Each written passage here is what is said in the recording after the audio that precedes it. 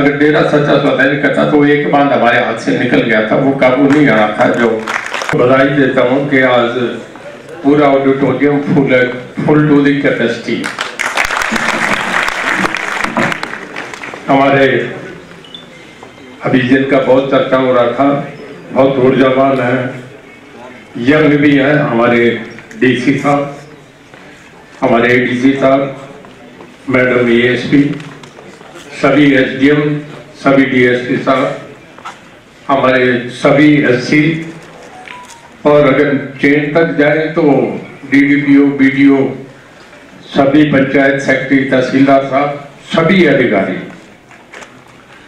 और इससे बड़े मैं कहूंगा, मेरे से पहले डीसी साहब कहते रहे, हमारी पंचायत गांव के हौसलों का जिनका कोई अंदाजा नहीं, जिसका कोई क्वांटम ही नहीं था। कई बार ऐसे क्षण होते हैं, ऐसे स्टेज होती है जिसको कैसे कहा जाए। एक बार मैं आपसे बताता हूं कि सेकेंड वर्ल्ड वॉर में अलाइड फोर्सेस जीत गई थी जर्मनी से, और उसके जनरल चर्चिल सबसे बड़े हीरो थे।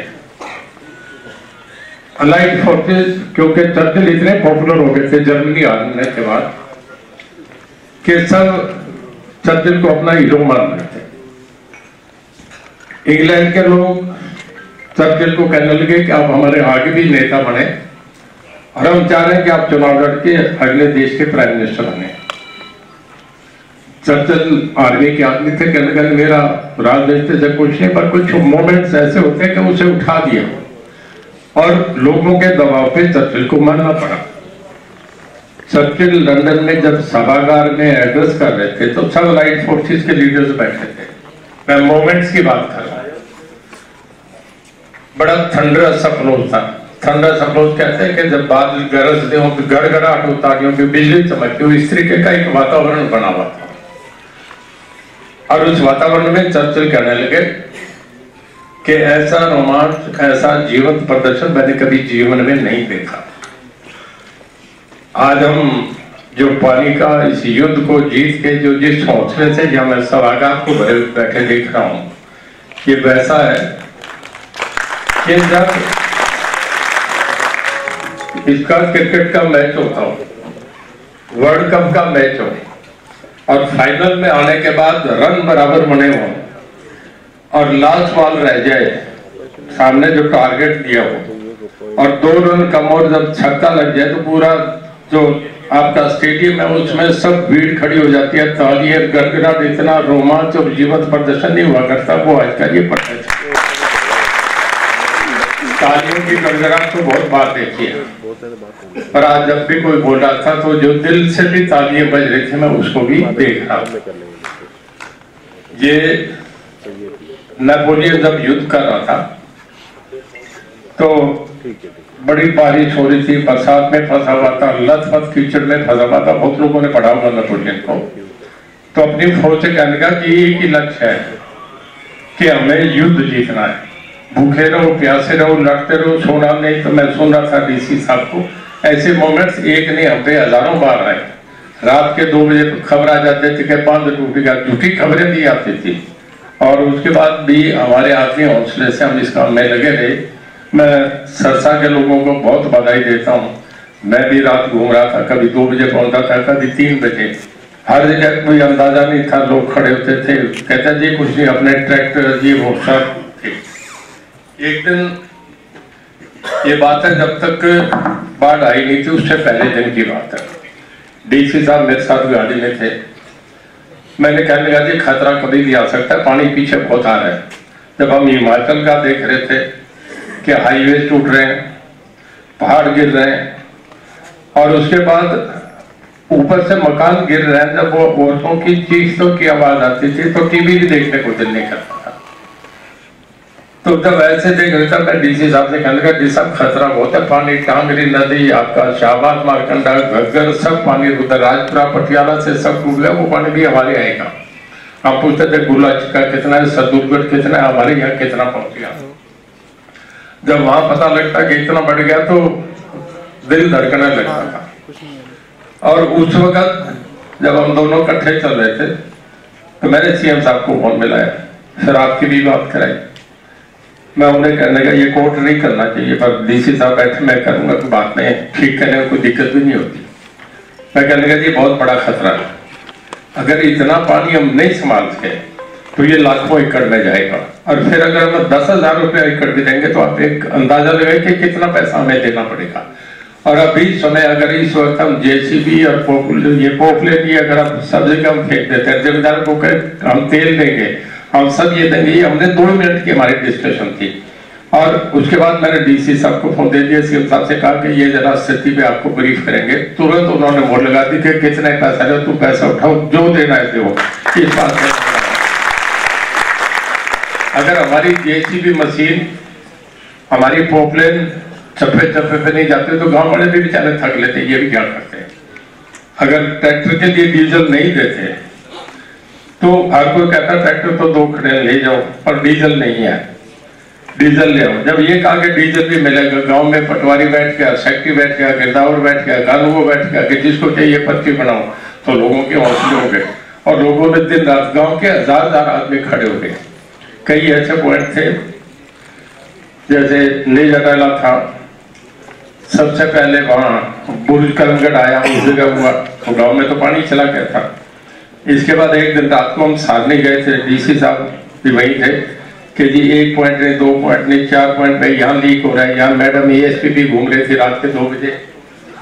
तो ऐसे मौके थे कई बार। आगे जाके फिर आपका इस नकोड़ा के पास, संतनगर के पास, उधर जब घग्गर में लास्ट हमने राजस्थान के नाम में पड़ा, मतलब सब जगह देखिए लगता था पानी तो कहीं कम नजर ही नहीं आ रहा था। मैं एसडीएम साहब के लिए बड़ी वहां लोगों ने प्रशंसा करी, वो मिट्टी अगर नहीं डलती, मतलब सभी अधिकारी का, मैं एक का नहीं, मैं जहां जो घट रहा मैंने उसका चर्चा कर लिया। सभी अधिकारियों ने इतना काम करा। गांव में लोगों ने अपने ट्रैक्टर लगा दिए, अपने टोले लगा दिए। एक गांव में अगर हमें 20 ट्रैक्टर चाहिए थे तो 200 ट्रैक्टर लोगों के तैयार होते। मेरे सबने बड़ा हिम्मत से काम करा, इसका भी हमें हुआ, पर इससे ज्यादा हमें हौसले ने काम करा। एक छोटी सी घटना का चर्चा करके करूंगा कि कन्फ्यूशियस एक बार एक इंटेलेक्चुअल क्लब को एड्रेस कर रहे हैं। जितने फिलोसफर्स हैं चाइना के, कन्फ्यूशियस सबसे बड़े फिलोसफर मैं मानता हूं, उन्हें पढ़ता रहा। इंटेलेक्चुअल क्लब को एड्रेस करते थे, उसमें सब्जेक्ट था कि किसी डेमोक्रेटिक सेटअप में एक स्टेबल गवर्नमेंट के लिए बेस्ट पैरामीटर्स क्या होने चाहिए। तो कन्फ्यूशियस कहने के मेरे पास 3 चीजें हों कि अगर मेरे पास बेस्ट इकोनॉमी हो, स्ट्रॉन्ग आर्मी हो और पीपल्स कॉन्फिडेंस हो, तो मैं मरने तक कफन में जाऊं तब तक भी राज नहीं दूंगा। कई देर तक बहस होती रही, चर्चा होता रहा, सामने वाले क्वेश्चन करते रहे।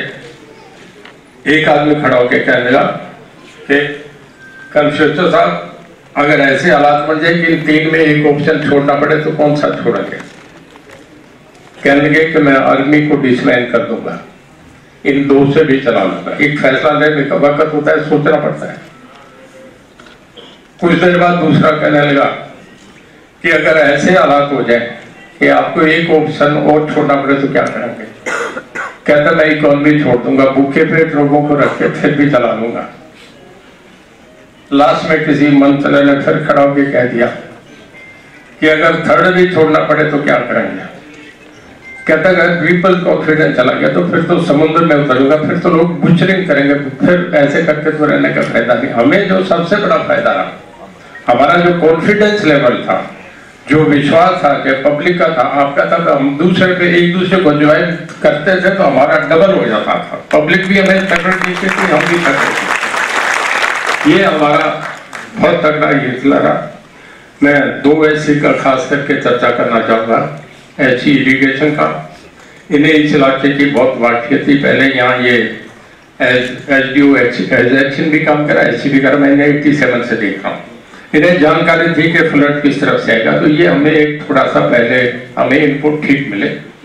दूसरा, मैं ऐसी पावर का भी मेरा डिपार्टमेंट मुझे नहीं करना चाहिए, जिक्र करना चाहूंगा, जिन्होंने रात को ही चाहिए तो रात को 30-30 किलोमीटर लाइन दी। ये बिजली का बड़ा एक हमें उस वक्त अंधेरे में कुछ नजर नहीं आ रहा। हमारे जितने अधिकारी थे गांव में उन्होंने सबने बहुत मदद करी। एक ऐसा समय था जिसमें एक सदा तक के लिए यादगार बन जाएंगे। फ्लेचर में जब भी हिसार एग्रीकल्चर यूनिवर्सिटी में जाते हैं तो नाम आता है कि फ्लेचर थे उनके टाइम में। फ्लेचर से बढ़िया माफ करना कोई IAS ऑफिसर को नहीं गिरा जाता। कल्याण रुद्रा SP थे, आज भी उनका नाम चलता है, कामराज का नाम चलता है।